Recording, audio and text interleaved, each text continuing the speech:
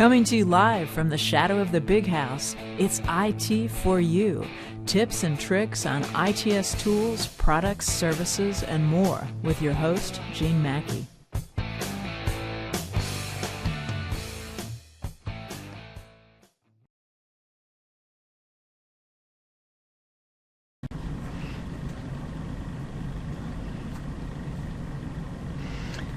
Good morning, everybody, and welcome to IT4U. I'm your host, Gene Mackey.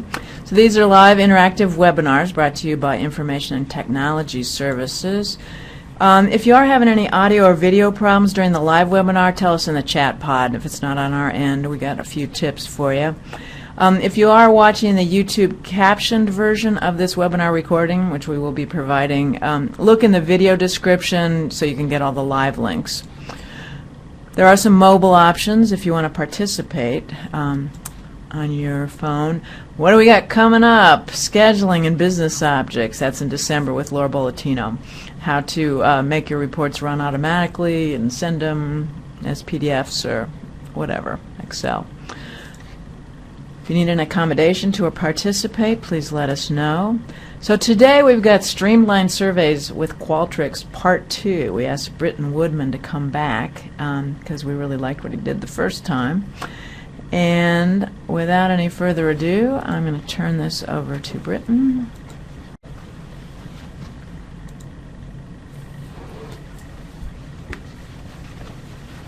Thank you, Gene. Hey, everybody. How are you today? Maybe you can type in the chat box. They could tell you. All right, cool. Well, it's nice to see you all. Good to be back. And I had a couple more things I could show you guys about Qualtrics today. A lot of it is going to build on the survey that we did last time. So if you haven't watched my first webinar and you've got a few minutes, it might be worth a watch because, like I said, the survey we did then is literally going to be the thing that we do this stuff on now. So if it looks familiar, that's why. And we have a link to that first one in this Excellent. PowerPoint. Excellent. Good. So let me see. I will left the downloads thing down here. I gave away a clue of what we might talk about later. Let's see. So as you know, if you watched the last one, you go to umish.qualtrics.com up in the browser there. If you've already signed in for email or what have you, like I have, it'll go straight there. Otherwise, you'll see the usual Umish web login. Cool. Here we go. So now we're on the page. So I wanted to show you some things that are new since the last time I did one of these sessions. And one of them is, you can see up here a thing called diversity feedback. That's a survey. This whole thing is a kind of a health report on the surveys you currently have deployed. If I click to the right here, it shows me the next one. Some of these are things I've done for other workshops. Some of these are surveys I've collaborated with other people in the library on. I'm kind of the Qualtrics guy for the U of M library. So these are all things that people have asked me to work on. The diversity feedback is actually an anonymous web form. It's pretty easy to set those up in Qualtrics. You just basically make a one-question essay or text entry box, and then choose not to log any identifying information. So if you just want like a comment box, it's real easy to do in Qualtrics, and that's what we do here. So down here, I set it up so it would easily go back to the survey we worked on before, or a copy of the survey we worked on before, and that's where we're going to pick up. You might remember this survey from last time. It's the one where the bakery asked us to tell us what we thought of their cakes and pies and cookies and what have you. So we're going to add a couple other kinds of questions to this so you have an idea of how to more vary things in a Qualtrics survey. Yeah, I remember these questions. So for this example, we're going to add another question about carrying forward choices. So like you can make reference to a previous question in another question. So right below question 4 here.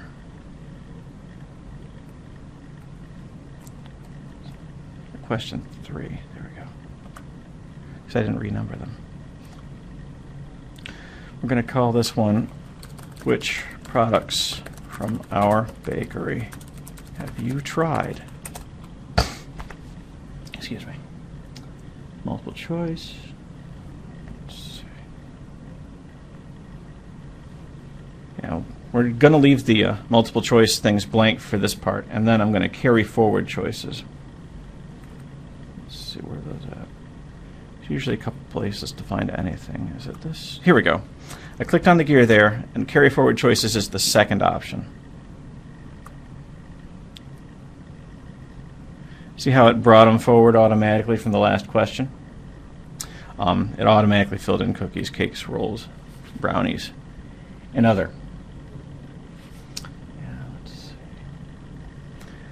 And we're going to randomize these. In this instance, in this example, the bakery noticed that a lot of people tended to answer like the first or the first two just to get through the survey quicker, possibly, or they think that maybe suggesting those things first are putting them foremost in people's minds. So what we're going to do is add randomization.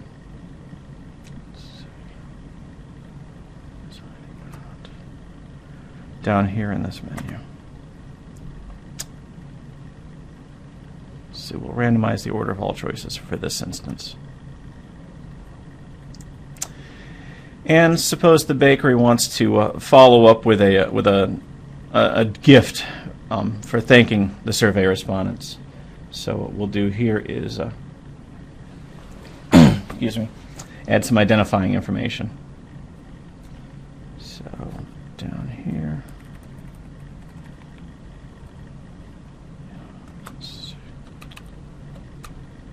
Forgot to put in the proper question for this of typing with an audience. Right.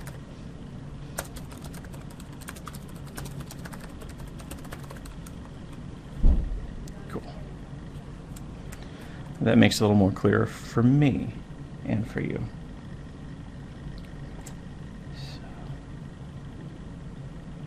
I'm going to add a question over here before the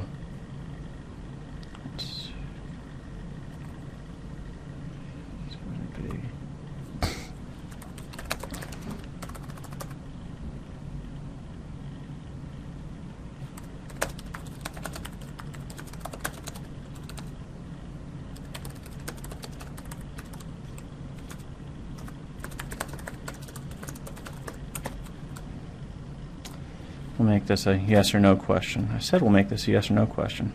Maybe the way I phrased it didn't automatically make it fill in yes or no, but let's see. Automatic choices. Make it 2. Basically has to be yes or no if we make it 2. Or it could be disagree or agree. There we go. It saw me type yes, and now it knows I mean yes or no.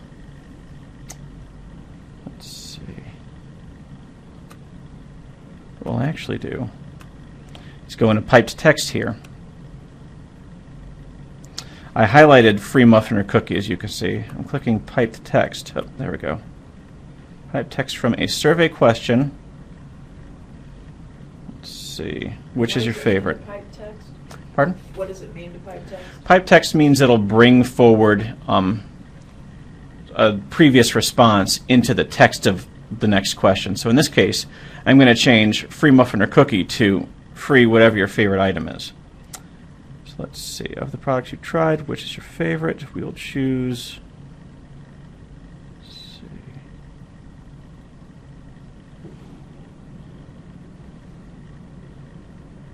Selected choice.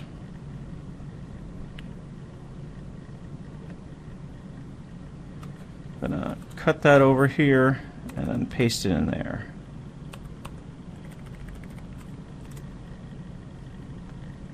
That should be how that works. Let's see. We're going to add another block to do the coupon. So it only displays if they choose yes to this. Let's see.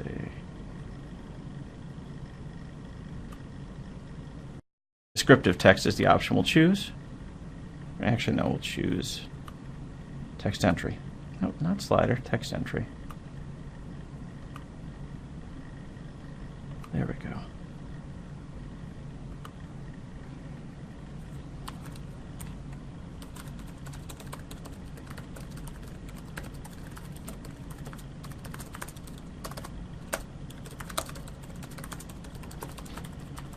Please enter your contact information so we know where to send the coupon. I've typed.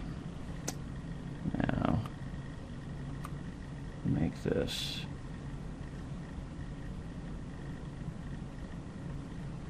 Make this a form so we can have multiple fields in the text entry question.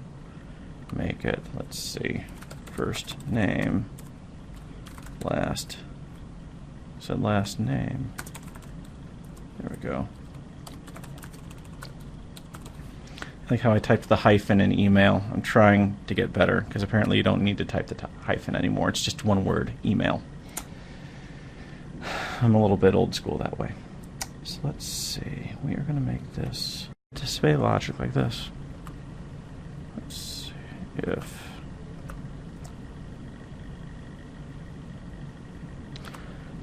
if would you like a coupon is displayed? Yes. If yes is selected, then we'll display this question. Let's see. All right. I'm actually going to move this back down so it appears after the question about do you have any suggestions on how to improve our cake. So as you can see, I've moved a few things around. If you look at the left column there, you see I've got Q5, Q1, Q2, Q3, Q6, Q7, Q4, and Q8. Those numbers are not normally visible to the respondent. You kind of have to make them visible. But just for your own organization, if you want to make them the correct order, the quickest way to do that is to go to Advanced Options and choose Auto Number Questions. And here you can give it a different prefix if you want, like ULIB1 or bakery, bake. I guess it limits you to 4. So that's what we'll call these. And in a minute you should see those tags pop up properly. There they are. Good. All right. So now, what's the last thing we're going to do? We want to distribute this to a panel, but we want them to only be identified if they choose to accept the coupon. So I'm going to go in here and just make it anonymous by saying anonymized response. Qualtrics says do not recommend, but in certain situations like this survey or the diversity committee feedback form I showed you earlier, or it showed you the health report on earlier because I don't show people that form. That's the thing where you'd want to make it anonymous. Cool. So that's saving. Here's what we get. I clicked the magnifying glass to let us preview it. Remember, when you preview a survey, the responses show up as previews, and there's an easy option to exclude those from later reports or even delete them before you actually deploy the survey. You notice when you're previewing a survey, you have the option to not show hidden questions and also to ignore validation. That means if you said, if you specified that a respondent had to complete a question to continue in the survey, you can check this box and it'll just let you skip through the survey without completing questions that you would otherwise have to complete. I don't think we have any of those in this survey. So this stuff looks familiar, I'm sure. Mail. If I say no, it's going to say thank you for your time. So that's what happens when you set skip logic on a question. But if I go in and say yes, now I'll get the rest of the questions. Here we go. So we'll say cake, so it triggers that question. I'll say scones. Who doesn't love a scone? I just like saying scone. It's very strange the way that one came up. Yeah. Looks like it only shows one of the answers and it didn't carry forward. It looked like it was set up so Yeah. you could only pick one. Yeah, you might be onto something there, Gene. Thank you. Let's see. Yeah, here we go. Let's make that multiple choice. I'm going to check multiple answer on the right there. That turns those boxes from little round ones, which is internet shorthand for you can only choose one of these, to square boxes, which is you can check more than one. It's kind of an HTML standard. Yeah, Tamara said it looked like it didn't carry for your cake answers. I noticed that too. Fixing that. Let's see. So that's one there. I think it maybe didn't carry it forward because I hadn't chose it yet, would be my guess. I'm going to put a page break here just to make that a little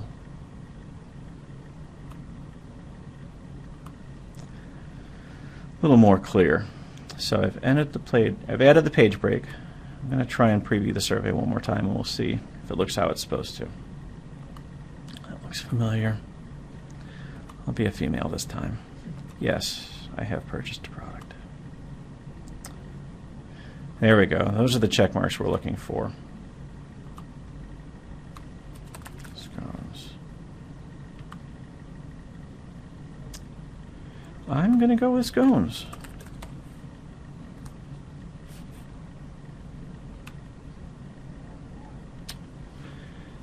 So I'm not sure if there's a way to actually pipe in the text from an other text entry kind of question. So that's why it says, would you like a coupon for a free other? Let's say yes to that. I am.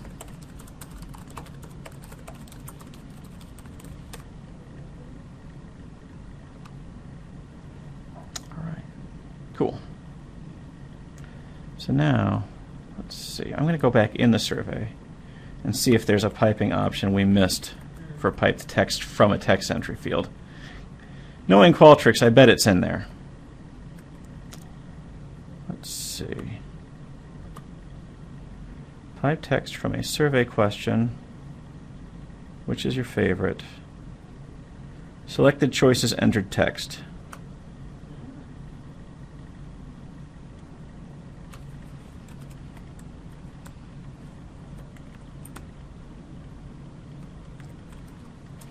So let's enter that in. I'm going to go back up and start the survey again. It is possible to preview individual questions, but I don't think it would work the way we want it to if we don't already have an answer from a previous question. Here we go. Enter that. Yes, I've tried one of your products. They are delicious. All right, so let's say other scones.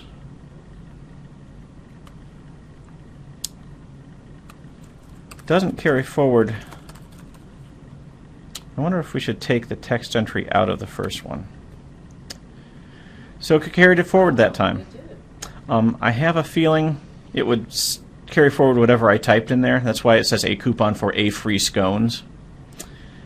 So keep that in mind when you're writing these. Cool. So now, let's go take a look at our responses. Reporting moved out of beta and into just reporting since the last time we did this. The neat thing about that is that it adds a couple of other features. So I'm going to create a new report on this survey. You can create more reports at any time to use the answers you've gotten. And you can have multiple reports, which comes in handy when you decide to drill down, as I'll show you in a moment. It's generating. Cool. Here it is. The new Qualtrics reporting works a lot better than the old Qualtrics reporting, and just in terms of the quality of the document, this looks like something I could actually bring to a meeting and hand to people. So the fun thing is to add filter criteria by response. I could go back to any of these and pick respondents based on how they answered. I could get just the people that selected cake, or I could, drill down by. Since we took this a couple times, we only have a couple responses. I'm going to go with female and exclude all the male answers. So I'm clicking apply. It's regenerating, and you'll see, especially in this first question, in a moment here when it finishes generating, it's excluded all the male respondents. So it looks like it said that nobody answered male, but what we really did is we drilled down and just included female answers. Looks like, yep. You could even drill down for just people who asked for the free coupon if you wanted to. And there's all their answers. Let's see. There's one more thing I wanted to talk about today. I'm not sure. I don't remember how much we went into bringing in panels last time. But what I'm going to do is go back to the survey. Let's see.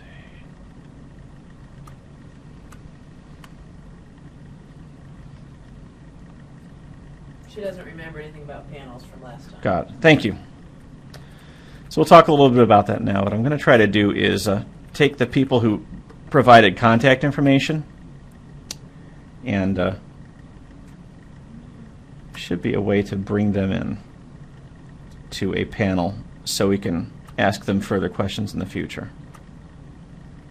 That hides out under triggers.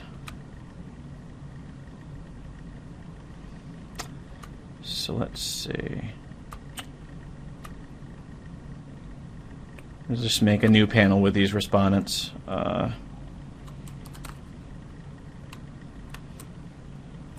Super customers, I'll call them. The super customers have coupons. First name, question. Let's see. Get it out of this one. And that first name field. Last name, same question. For last name field.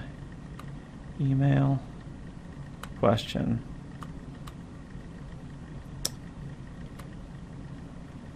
And email address field. You can specify what language they speak if you want to. You can also add that in another way, and I'll show you how. Let's see. You know what? I think I left a step out of that. I think what I just did was add everybody into that panel, whether they wanted to be or not. So let me double check that. We'll add a condition. If question, would you like a coupon? Yes. So now they're kind of opting in. And if I was a really responsible surveyor, I would put some words in the coupon question, like, by accepting the coupon, you agree that we may send you another survey, and maybe you fill it out.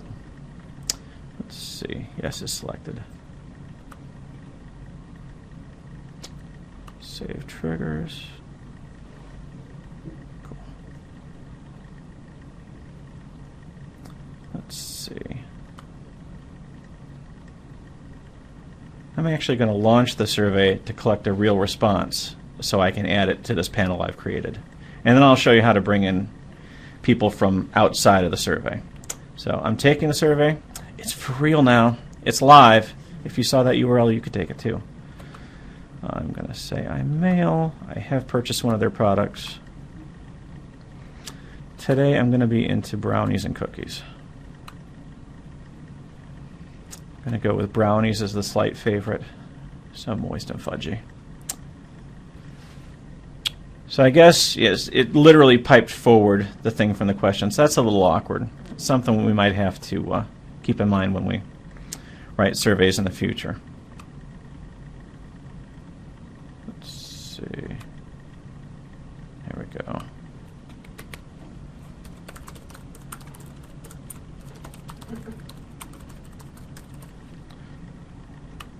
Let's see. So now I'm going to go back to my panels.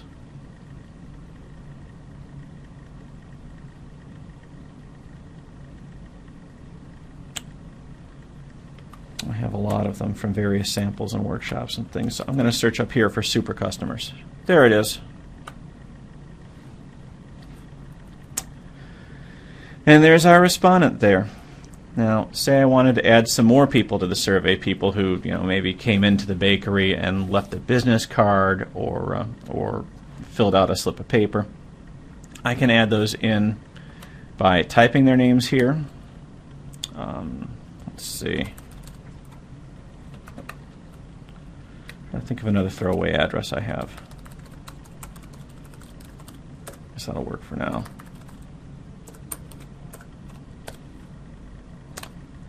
So there's one. And then, let's see.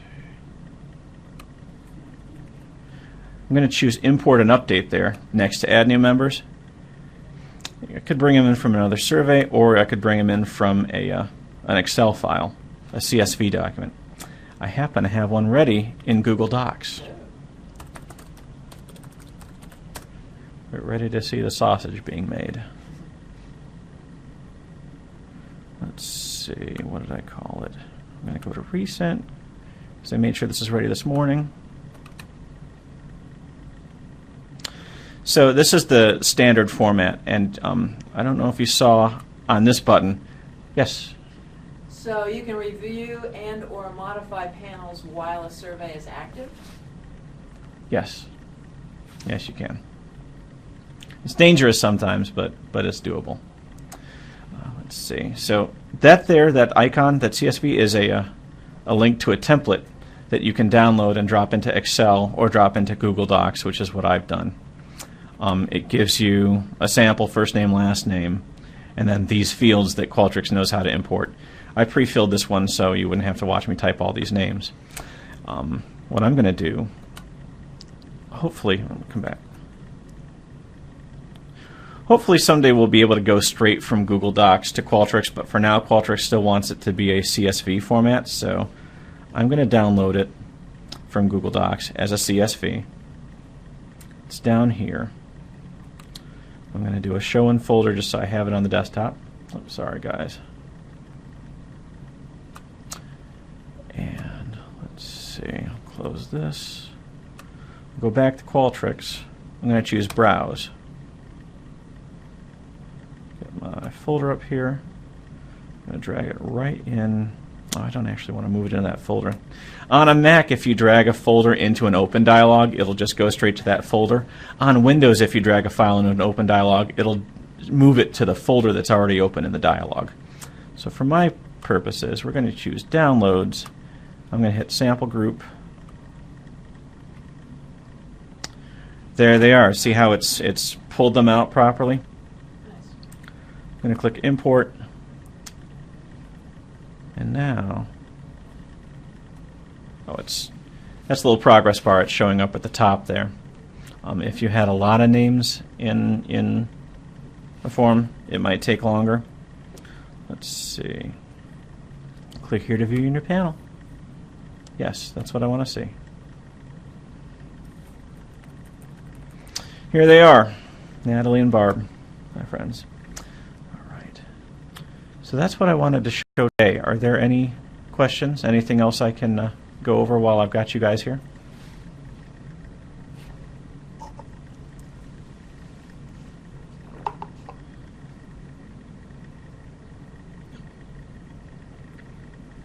Guess not. All right. Well, we talked about these before, but there are a couple of very active Qualtrics groups here on campus where you can go if you need help. There's Qualtrics users at umich.edu. It's an M Community group. You can go into M Community and sign up for it. It's fairly light traffic. Every few days, every week or two, somebody will write in with a question, and a couple of the really smart Qualtrics people on campus will write back with an answer pretty quick. There's a Google Plus group you can also go to post questions, but I feel like most of the action is in the M Community Qualtrics users group. Apart from that, you know where to reach us, and I will see you next time, probably in a few months. Gene? All right.